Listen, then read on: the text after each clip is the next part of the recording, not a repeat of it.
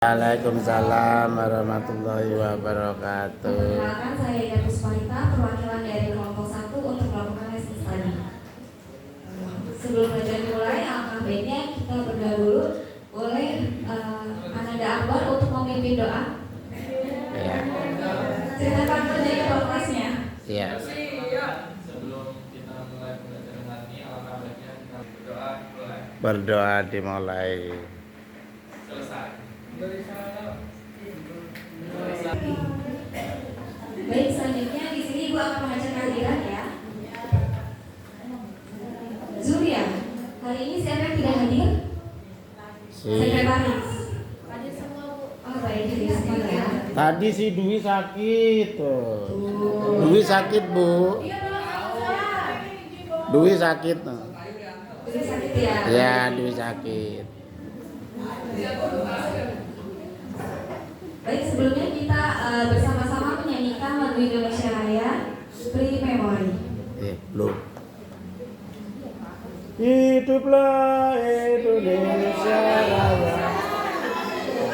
Oh iya. Judulnya doa. Baik, sebelum kita memasuki pelajaran, di sini Ibu akan membuat kesepakatan kelas. Ya, jadi sebelum pembelajaran mulai, mari bersama-sama kita membuat kesepakatan kelas terlebih dahulu ya.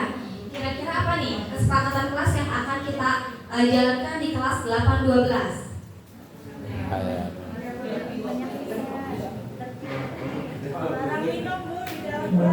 Baik, kesepakatan kelas yang pertama dilarang saat ABM. Iya. Boleh nah, tapi maksimal 2 orang ya. Ya. Selanjutnya apa lagi? Tidak boleh ngobrol saat diterangin sama ibu guru. Baik, betul. Untuk kesempatan yang kedua, apabila ada siswa yang mau ngobrol saat Pelajaran berjalan. ya siswa tersebut berarti gantian ya, yang menggantikan posisi ibu untuk menjelaskan. Selanjutnya yang ketiga, untuk kesepakatannya Boleh izin tipis. Tadi udah. terlebih dahulu ke toilet maksimal 2 Orang. Nah ini nih, ya betul, tidak bermain. HP. Ya, tidak bermain gawai saat KBM kecuali dibutuhkan ya. Gawai itu handphone, nah itu bahasa Indonesianya. Menjaga kebersihan kelas ibu. Menjaga kebersihan kelas ya. Jadi sebelum kita pembelajaran dimulai, untuk yang piket nih ya, bisa dicek dulu nih kelasnya kira-kira sudah bersih belum? Belum. Lisa yang piket ya? Oh iya, apa? Tulis puisi. Nah, untuk pembelajaran kali ini kita akan memahami makna denotasi dan konotasi. Baik Bapak Ibu, untuk bagian inti di sini saya akan memberikan ya, sebelum kita masuk materi, Ibu akan memberikan permainan dulu nih. Asik. Nah, di sini ada makna denotasi dan konotasi. Lisa. Lihat.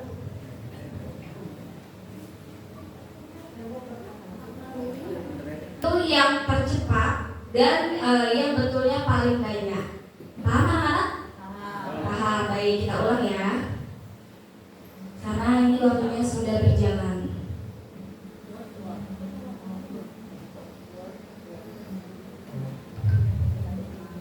Bersama mana yang termasuk kata konotasi dan mana yang termasuk kata denotasi. Kita mulai. Anak mas, Anak soleh. anak mas, buah bibir, suka membantu, tangan kanan atau belum? Untuk yang kolom tabel sebelah kanan ini denotasi, kita mencari maknanya. Jadi kalau di tabel pertamanya ada anak mas, berarti kita cari makna dari denotasinya apa? Seperti itu. Anak mas, anak kesayangan. Buah bibir,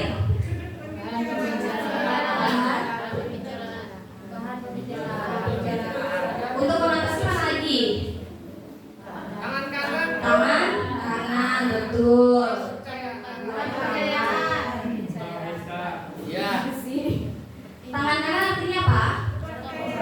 K memberi. Kepercayaan. Jeruji besi. Penjara. Wih. Penjara. Selanjutnya konotasi buat tangan maknanya apa? Oleh. Meja hijau artinya pengadilan. Meja hijau. Kan pengadilannya hijau. Iya. Selanjutnya tangan artinya apa? Membantu.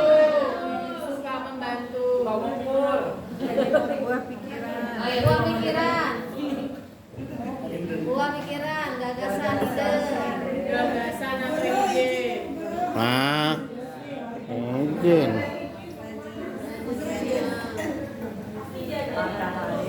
Buah pikiran, gagasan. Ya demikian gamenya. Ya, terakhir adalah matahari. Raja Singa matahari. Ya, di pojok sebelah kiri sedang dicek. Ya, cek. Oh benar semua. Siapa yang betul semua? Baik, dan kita lihat di sini. Andrea Iya, Oh, Satria. Lisa tidak termasuk 10 besar ya. Nanti ya. Kurang cepat betul. Ya. Oh cepat-cepat. Iya betul. Di sini simpulannya apa sih Pak? Makna denotasi itu apa sih? Makna kata yang sesungguhnya betul, tepuk tangan. Bedanya dengan denotasi dan konotasi apa jadinya? Kalau konotasi makna kiasan, sedangkan makna denotasi itu makna yang sebenarnya. Sudah paham? Baik, kalau sudah paham, selanjutnya di sini silakan dibuka bukunya halaman 128. Kemudian di sini ada tabel-tabelnya dan ada beberapa kalimat. Silakan kalian kerjakan. Waktunya 30 menit dari sekarang. Waduh. Iya, pre-memori baik. Berikan tugas. Pre-memori.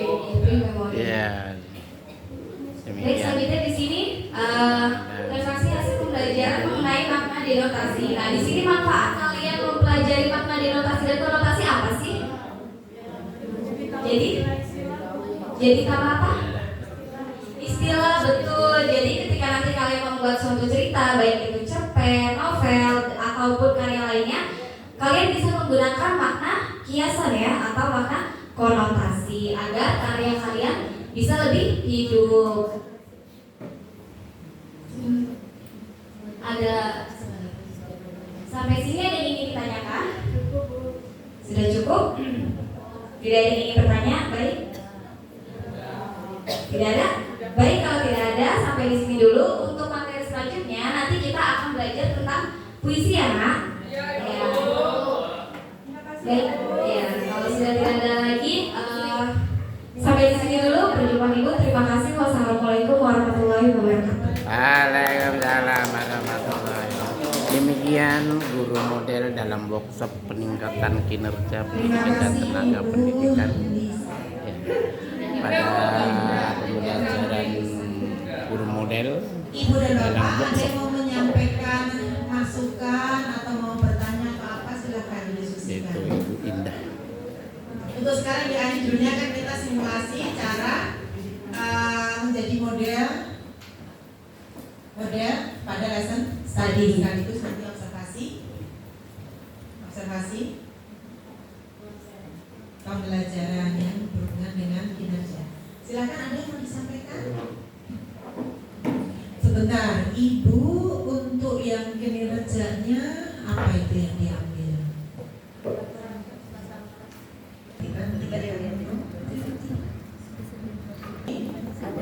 Yang kedua, Aktifkan keterlibatan peserta. Mengaktifkan keterlibatan peserta ini. oke. Halo anak-anak. Ya baik, silakan duduk kembali ya. Ibu belajar ke apa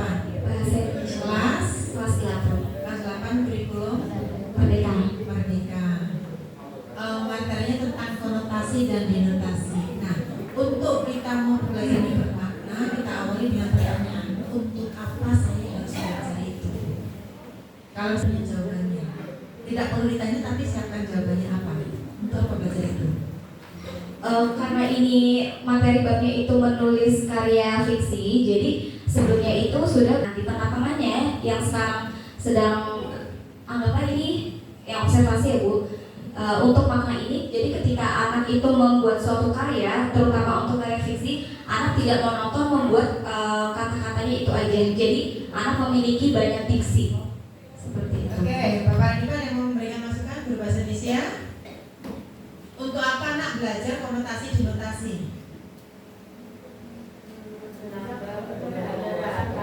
Menambah perbendaharaan kata. Kalau udah katanya banyak mau ngapain muridnya? Banyak referensi untuk membuat Kita kejar pertanyaan itu sampai oh iya berarti kalau pertanyaan begini saya udah siapkan gitu loh maksudnya. Gimana? Perbendaharaan kata. Udah banyak mau apa? Bisa menggunakan gaya bahasa dalam sebuah puisi dengan menggunakan konotasi. Bagaimana kalau puisi nggak usah pakai yang konotasi, kalau denotasi apa sama? Tidak bisa. Ya. Nah kalau begitu untuk apa belajar konotasi lebih denotasi? indah bahasanya Bu, lebih indah Iya, Ibu. bahasanya. Apakah kata-kata yang denotasi nggak indah? Lebih indah itu, lebih indah konotasi untuk menarik Orang karena bukan bahasa yang sebenarnya satu menarik. Kalau biar jumlahnya banyak, untuk apa kalau udah banyak? Apalagi? Baik Bu, mungkin saya bisa menambahkan.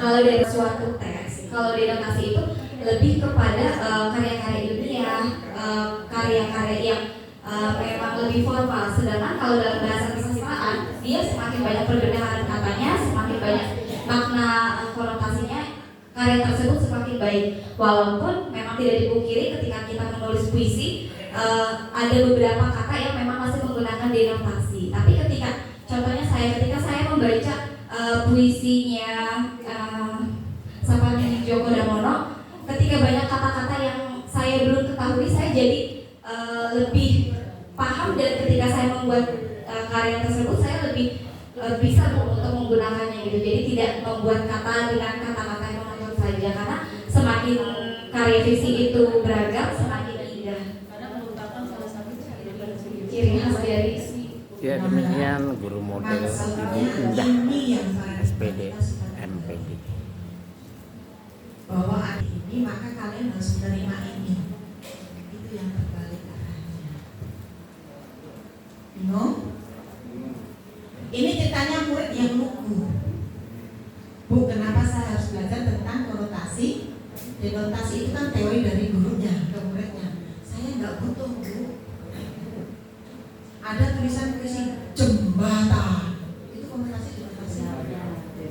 Nah, kan muridnya yang tadi sederhana banget tadi nggak ngerti mengapa harus konotasi mah nggak boleh membuat puisi pakai denotasi. Artinya untuk menjawab itu ibu tawarkan dulu di awal agar mereka merasa butuh belajar tentang kata konotasi dan denotasi. Buktinya apa? Ada puisi yang tadi jembatan tadi denotasi, tapi ada lagi puisi-puisi. Jadi ini dasarnya kan kita belajar konotasi denotasi itu kan di materi keempat itu tentang cerita fiksi. Jadi di cerita fiksi itu kita kan suka baca novel, cerpen, dongeng begitu. Nah di cerpen itu atau novel itu sering kita baca kata-kata konotasi. Nah itu asalnya kita belajar tentang Yang ibu sampaikan itu sebelum atau setelah materi ini? salah materi ini sebelum konotasi denotasi. Jadi kita Sebelum materi ini dulu. Oke, tadi sampaikan dulu. Satu, sebelumnya. Kalau enggak patah, satu.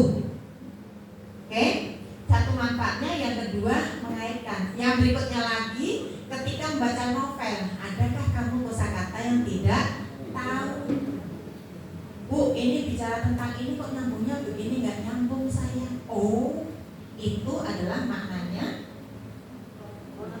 Jadi kata-kata denotasi konotasi bukan dikasih, tapi mereka menemukan kata-kata konotasi denotasi. Kebalik kan? Kebalik? Ayo Mas, bingung? Novel ada kata-kata ini apa maksudnya? Bu, nggak nyambung kalimat.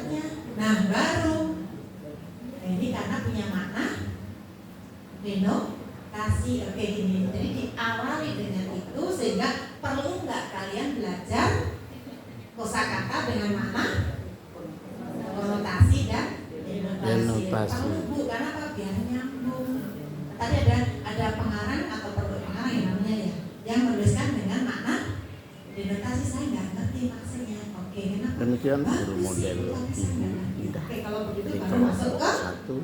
sini. Oke, Terima kita kasih. mulai dengan Salam pendidikan. kuis apalah yang menggunakan alatnya, mau 19 word wall, Terima mau kasih. apa lagi, Assalamualaikum warahmatullahi mau puisis, wabarakatuh. mau apa lagi, jember yang tidak digital mungkin pakai tempelan aja deh, atau mungkin cepat-cepatan juga boleh gitu. Jadi intinya maknanya dulu. Jadi bukan dikasih maknanya apa tadi, konotasi denotasi, tapi mereka menemukan bahwa oh begini karena pernah prakteknya apa, baca novel saya nggak ngerti artinya.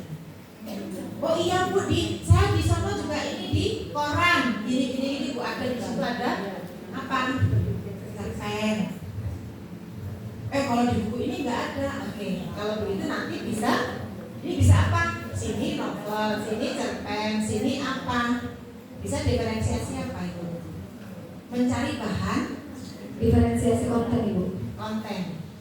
Bahannya Bahannya dari ada novel, ada cerpen, ada puisi, ada apa ditemukan itu, mereka menemukan kosakata. Nah itu diferensiasi konten karena sumber belajarnya